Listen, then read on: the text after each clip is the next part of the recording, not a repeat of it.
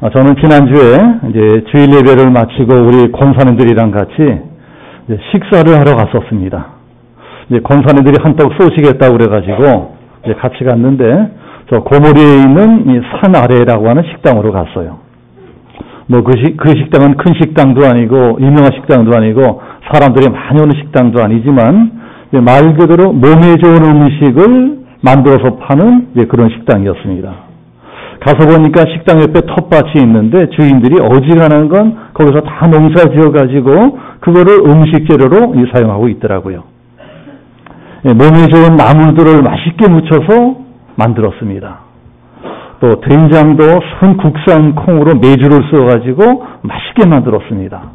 또 밥도 솥으로 팍팍 쪄가지고 맛있게 만들었습니다.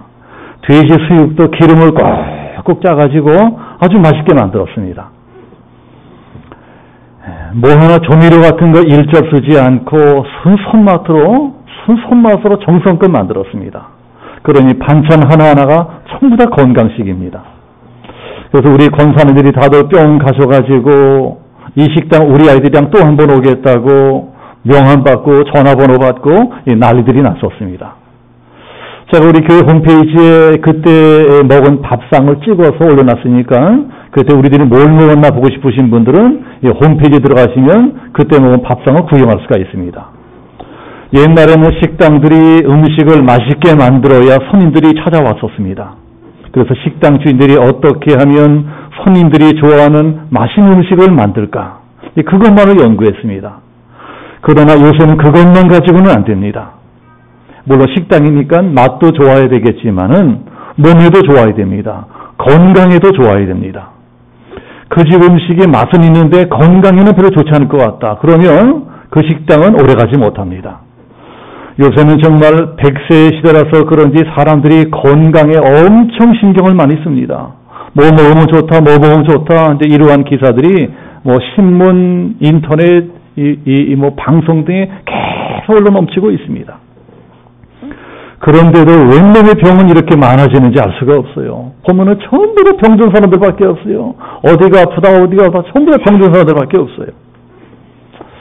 우리 집에도 이제 우리 집사람이 먹는 것을 엄청 신경 씁니다. 저는 원래 맵고 짜고 달고 한 인스턴트 식품만을 좋아했었는데 전에 한번 큰 병에 걸리고 난 다음부터는 우리 집사람이 그런 걸 일절 먹지 못하게 합니다. 그래서 우리 집 밥상은 그야말로 완전 건강식 그 자체입니다. 저는 원래 밀가루 음식을 좋아해서 맨 라면, 칼국수, 스파게티 이제 그런 것들만 좋아하고 그런 것들만 먹었습니다. 그런데 그게 제 몸에는 잘 받지가 않습니다. 입에서는 좋아하는데 이 안으로 들어가면 그걸 소화를 시키지를 못해요. 밀가루 음식 먹고 나면 한 며칠 고생을 합니다. 그래서 우리 집사람은 밀가루 음식 같은 거 일절 거의 만들어지지 않습니다. 그러면 제가 먹고 싶은 거 어떻게 먹어요? 먹고 싶잖아요, 그래도. 우리 집사람이 없을 적에 몰래 혼자 라면 끓여 먹습니다. 그리고 또 권사님들이 저한테 식사 대접한다고 그럴 적에 얼른 칼국수 먹을게요. 그러면 권사님들은 목사가 좋아한다니까는 열심히 칼국수 사줍니다. 그럼 그거 먹고 제가 며칠 고생하는 것입니다. 그러니 저도 참 미련하지요. 저도 참 미련합니다. 그 우리 집사람이 싸다고, 당신은 고생해서 싸다고 얼마나 구박하는지 몰라요. 그래서 제가 늘 생각하기를 만약 내가 우리 집사람을 만나지 않았더라면 이만큼은 사지도 못했을 것이다. 우리 집사람이나 하니까 이 정도로 챙겨주어가지고 오늘날 이만큼이나마 건강 유지하고 사는 것이지 몸도 시원찮은데 아무거나 낙내기는 그런 여자를 만났으면 저는 아마 일찌감치 하늘나라가 있을 겁니다. 하늘나라. 어디 우리 집사람 뿐이겠어요? 이제 제가 보기엔 우리 교회 권사님들, 집사님들 다 마찬가지입니다. 다 그렇게 하고 계세요. 다 남편 챙겨 먹이고 애들 챙겨 먹이고 그렇게 하고 계십니다. 그러니까 솔직히 우리 교회 다니시는 남편분들은 복 받으신 겁니다. 복 받으시 알아야 돼요. 자, 그래.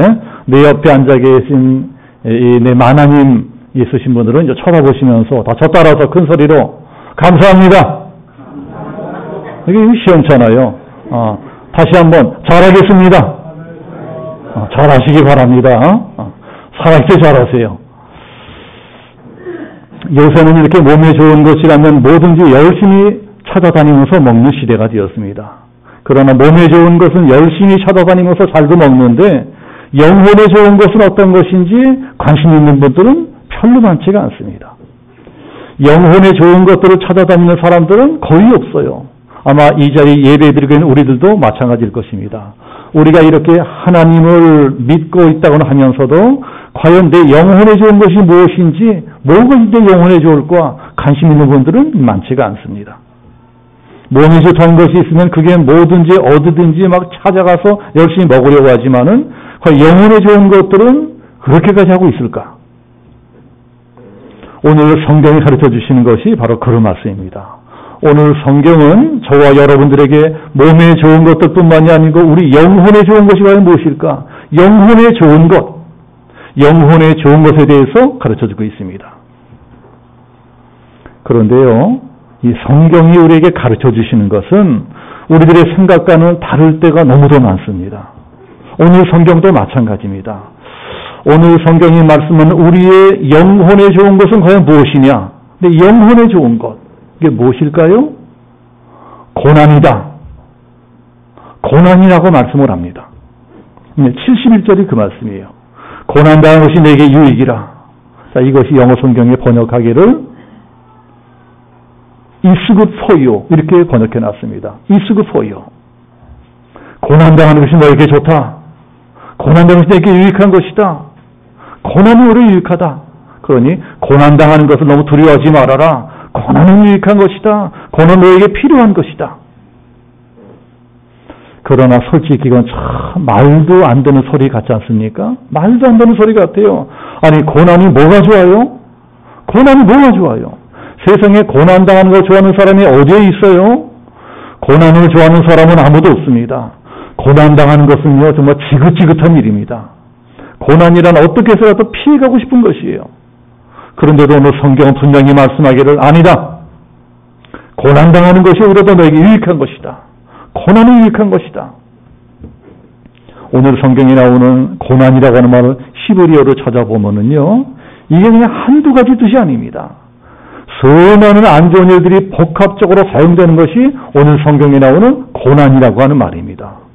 목숨이 간당간당 위태롭게 됐을 때도 고난이란 말을 씁니다.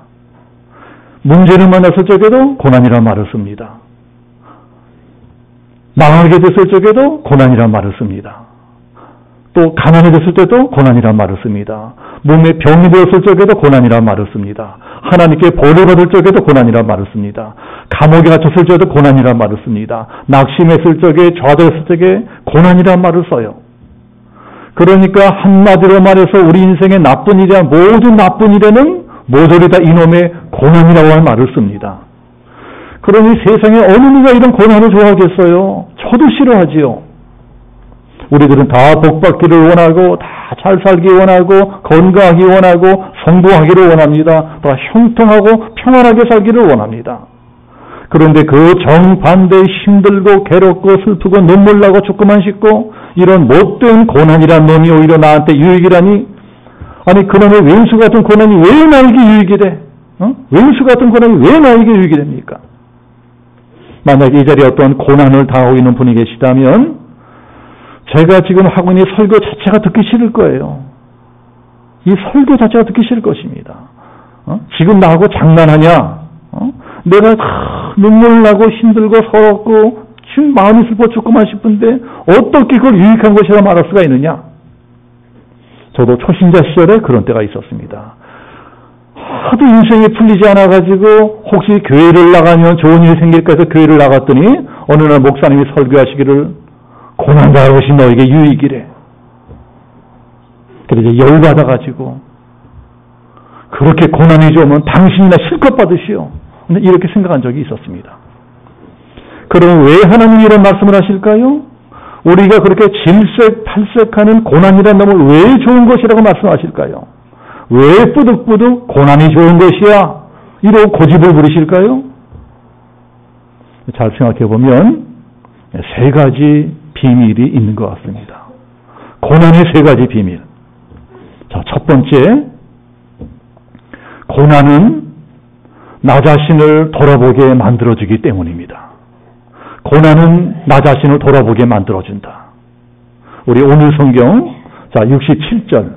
자, 시편 119편 67절. 우리 한번 같이 합독해 보겠습니다. 시편 119편 67절 다 같이 시작. 고난당하기 전에는 내가 그릇 행하였더니 이제는 주의 말씀을 지키나이다. 이게 무슨 말씀이에요?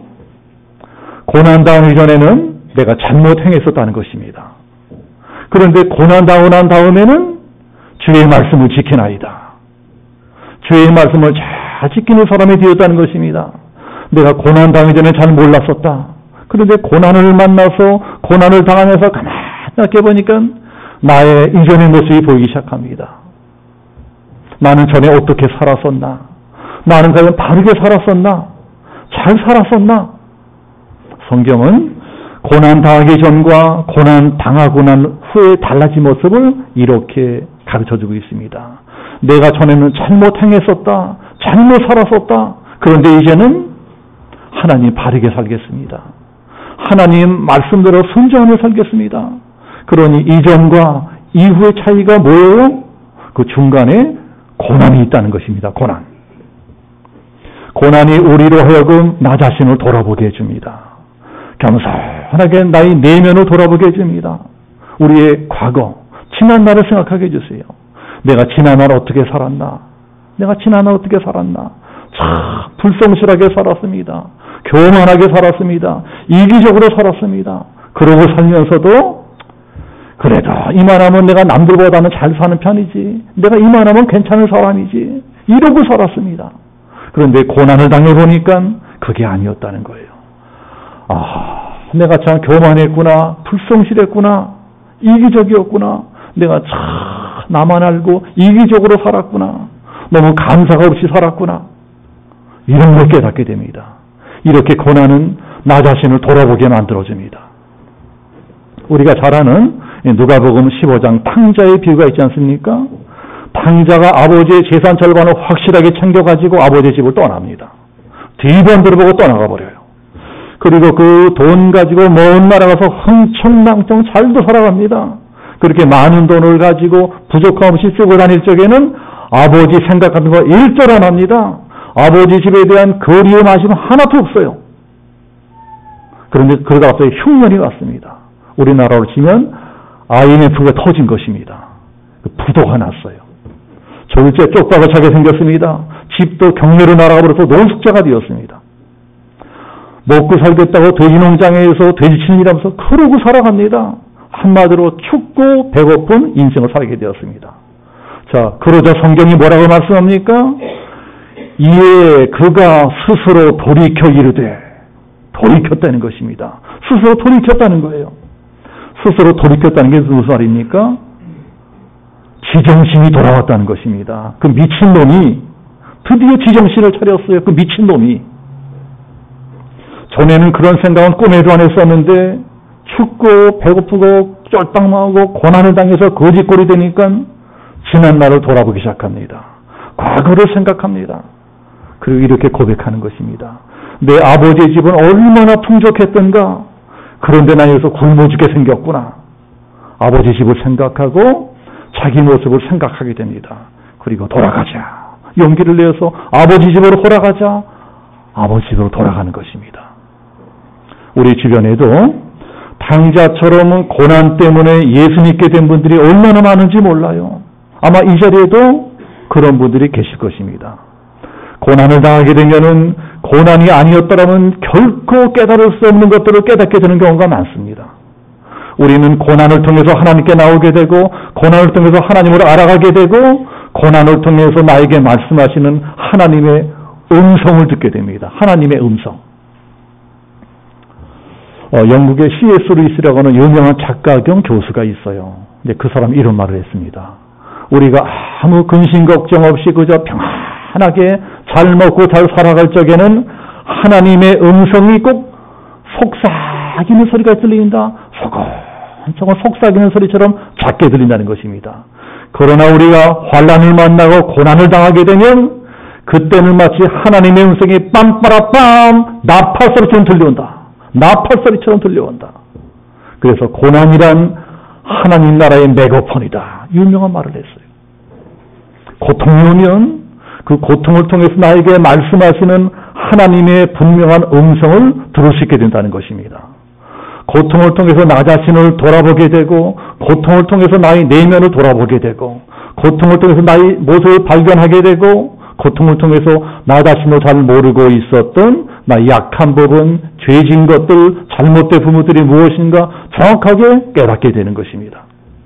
그래서 오늘 성경은 말씀하기를 고난은 유익한 것이다. 고난은 내 영혼에 좋은 것이다.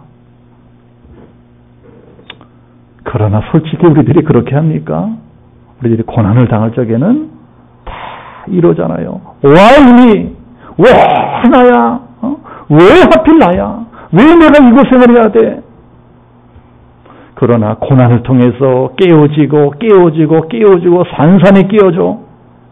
그러고 나면은요, 내 인생을 향해서 말씀하시는 하나님의 음성을 듣게 됩니다. 그런 하나님의 음성을 듣게 된다면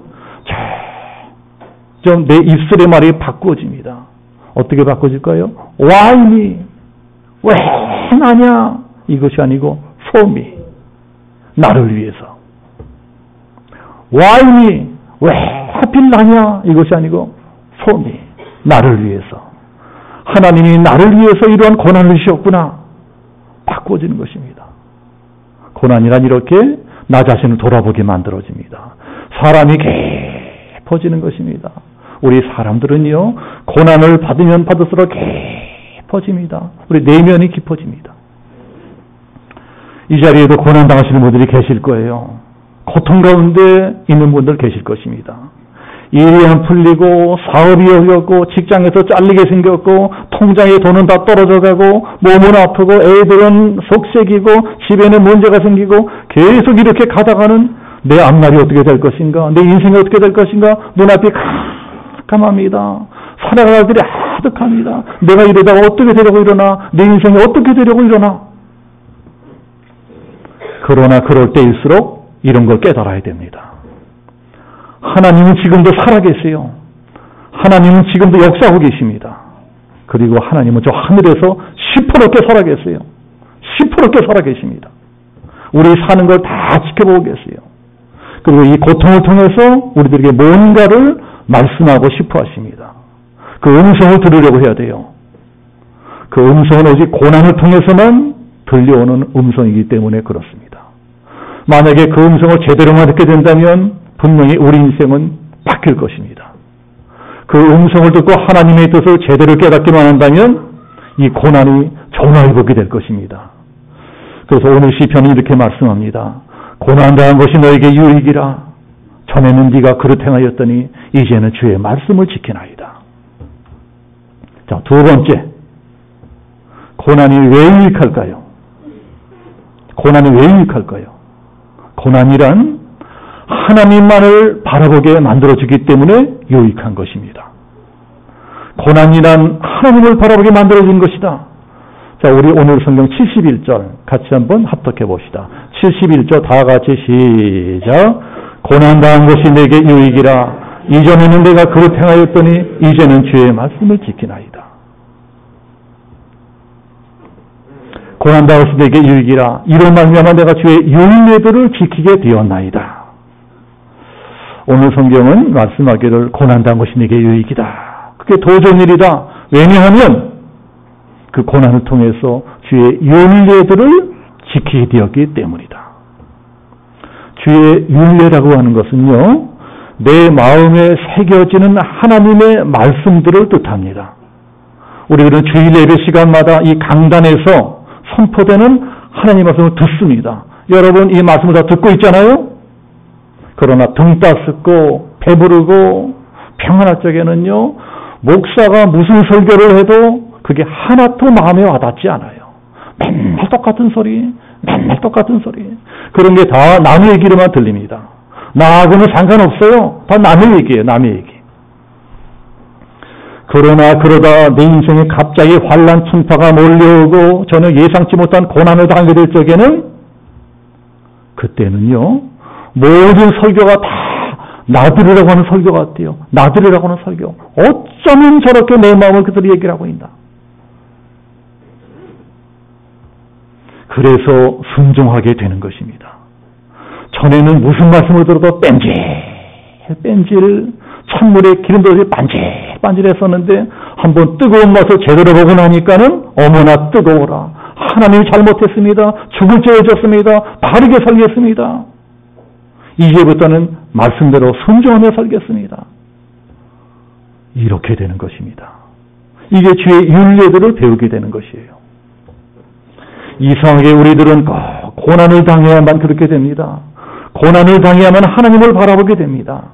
고난을 당해야만 하나님을 의지하게 됩니다. 고난을 당해야만 하나님께 기도하게 됩니다. 그래서 성경은 말씀하기를 고난당하는 것이 차라리 너에게 유익이다. 사람들은 되게 고난을 당하면 원망불평하지요. 원망불평을 해요. 실망하고 낙심하고 모든 걸 다 남 탓으로 됩니다.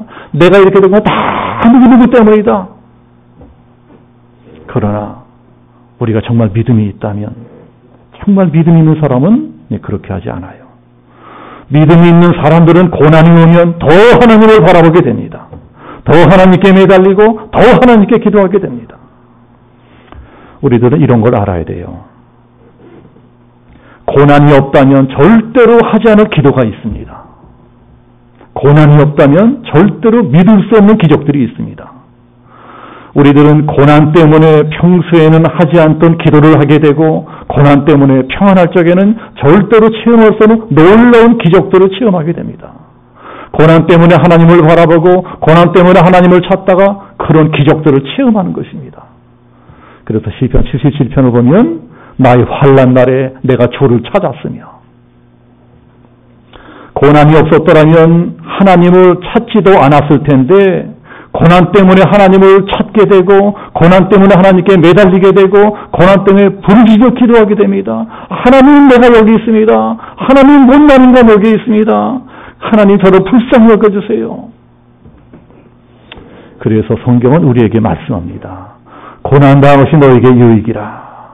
고난당한 것이 차라리 너에게 더 좋은 일이다. 고난을 당하기 때문에 네가 더 하나님을 바라보게 되고 고난을 당하기 때문에 네가 더 기도하기 때문이다. 그런 이 자리에 혹시 무슨 일로 고난당하는 분이 계신다면 하나님은 지금 이 순간도 나를 바라보고 계시고 지금 이 순간도 내 기도를 듣고 계시고 지금 이 순간도 나를 불쌍히 여기고 계심을 믿으셔야 될 것입니다. 고난 당하면 당할수록 더 하나님께 가까이 가고 고난 당하면 당할수록 더 간절히 기도해야 됩니다. 왜 그래요? 내가 약하면 약할수록, 내가 무능하면 무능할수록, 내가 부족하면 부족할수록 하나님은 더 나를 불쌍히 여기십니다. 불쌍히 여기세요. 그래서 더 큰 은혜를 주십니다. 고난을 이겨서 더 큰 능력을 주십니다. 그래서 오늘 성경은 고난이 오히려 유익이고 축복이다. 고난이 왜 유익이고 축복이냐? 고난은 오직 하나님만을 바라보게 만들어주기 때문이다. 자, 세 번째가 무엇일까요?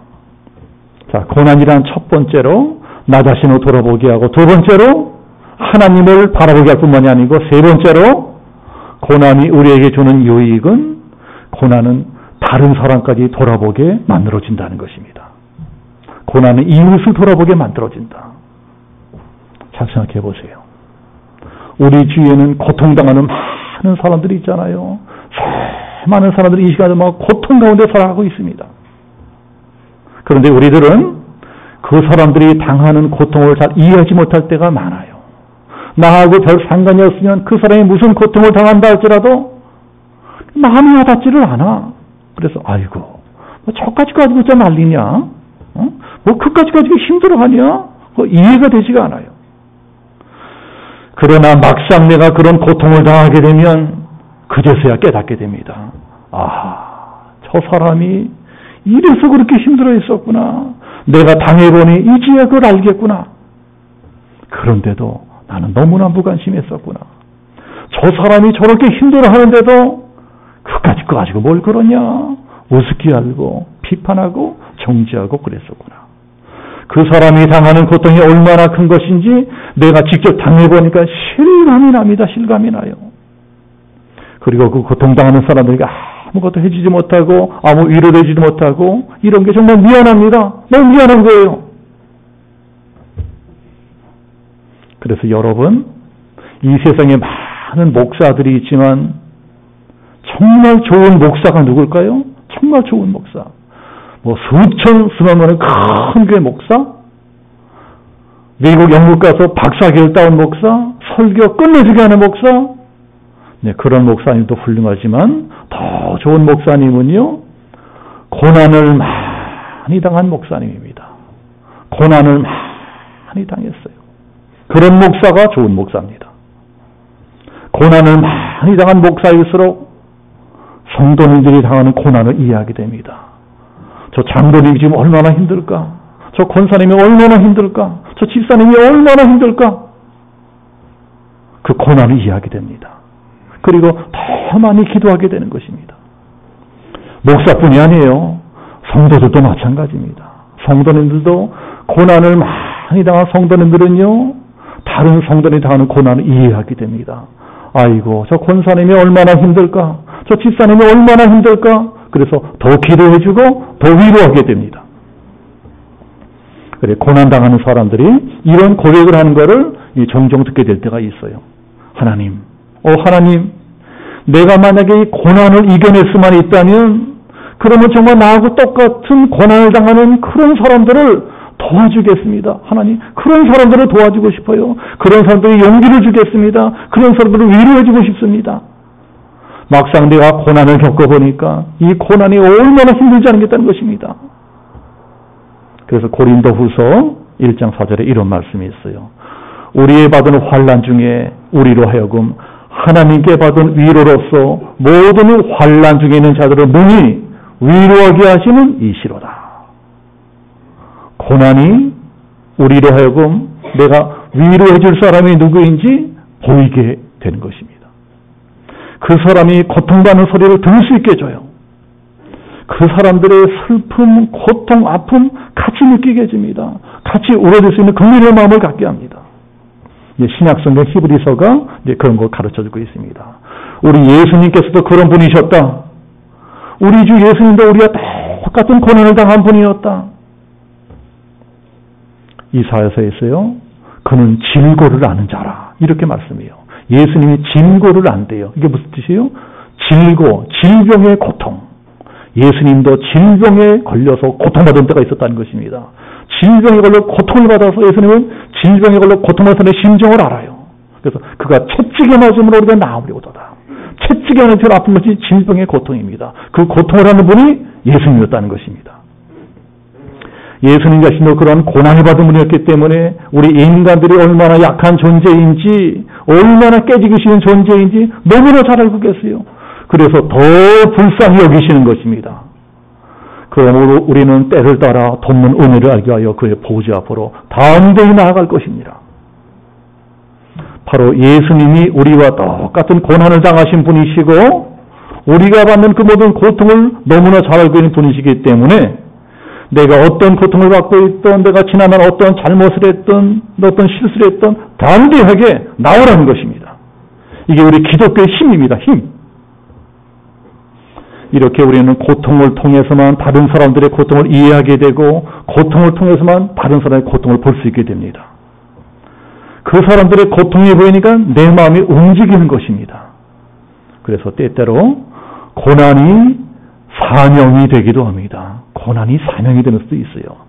나는 이제부터 저 고통받는 사람들을 도와주는 인생을 살고 싶다. 저 사람들에서 헌신하며 살겠다. 우리가 이렇게 고난을 통해서 내 이웃의 고통을 돌아볼 수 있다면 성경은 말씀합니다. 고난당한 것이 너에게 유익이다.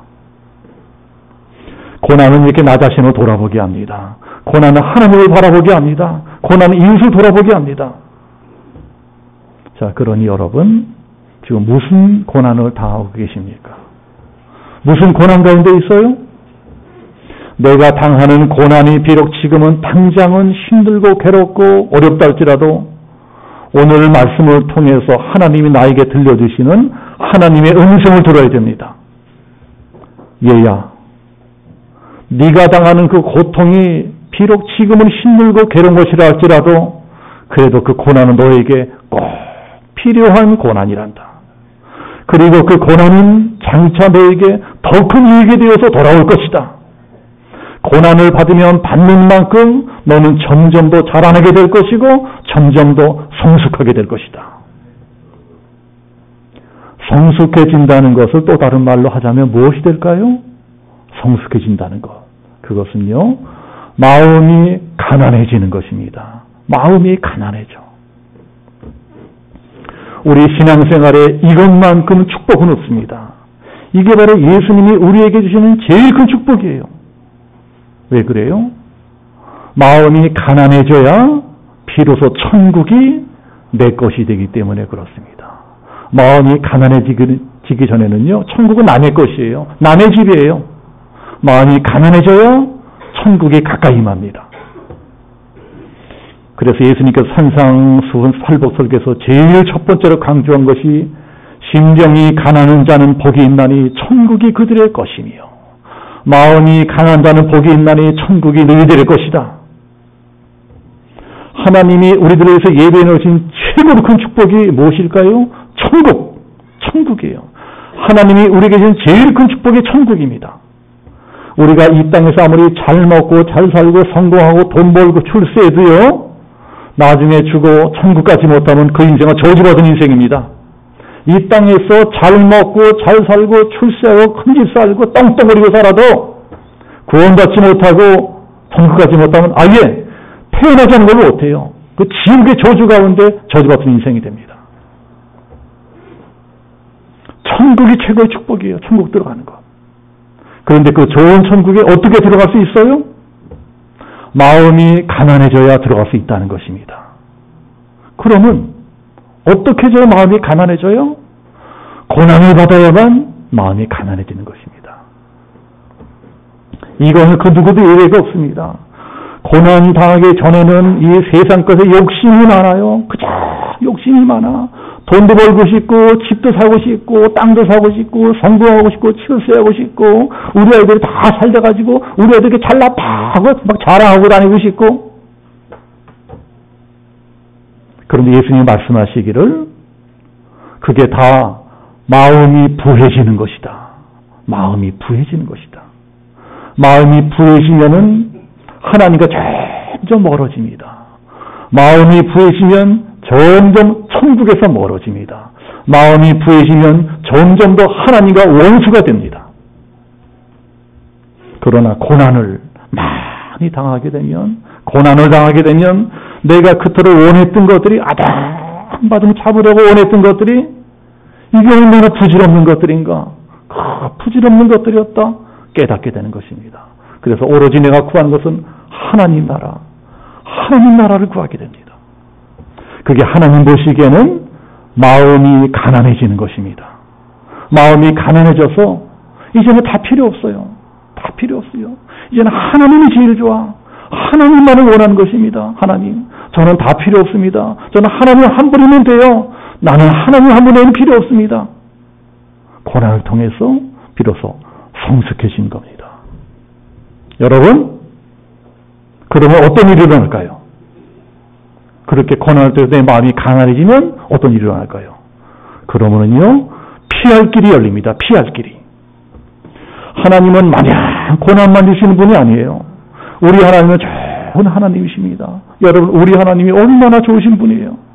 그래서 고난을 주실 적에는 항상 피할 길도 같이 예비해 두십니다.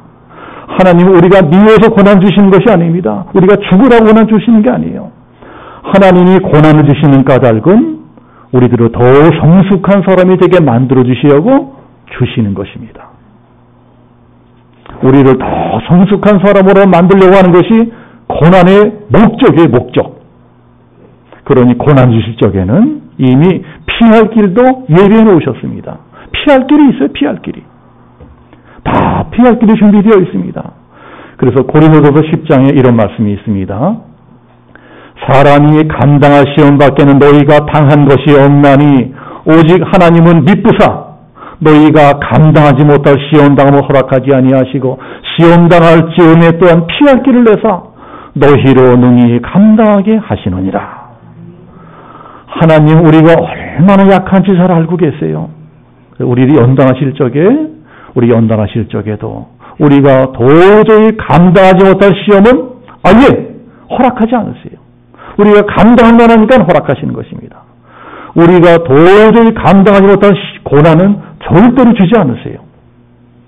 우리가 시험을 당할 적에, 고난을 당할 적에는요, 꼭 피할 길도 함께 예비해 놓으셨습니다.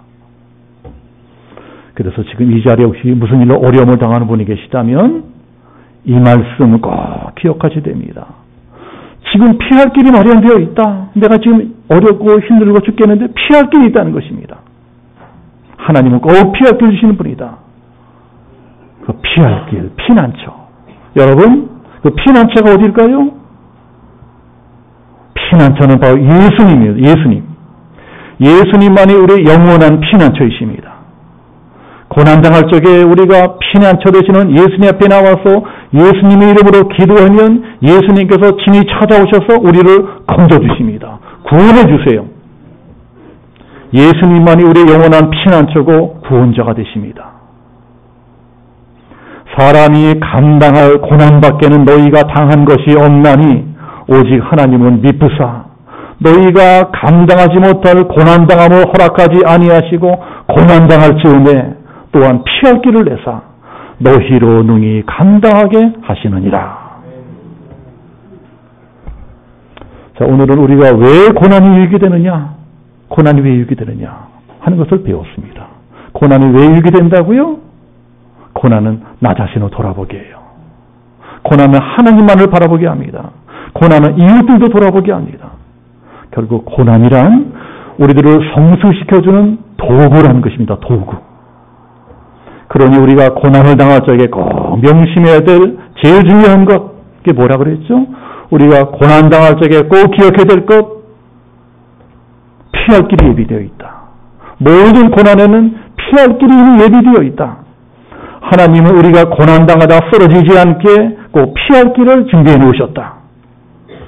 자, 이것을 믿으시고 우리의 피난처가 되시고 영원한 구원자가 되시는 예수님만을 의지하고 이 한 주간도 승리하시는 우리 양진영성교회 모든 성도들 되시기를 예수님의 이름으로 축복합니다. 우리 함께 기도하겠습니다.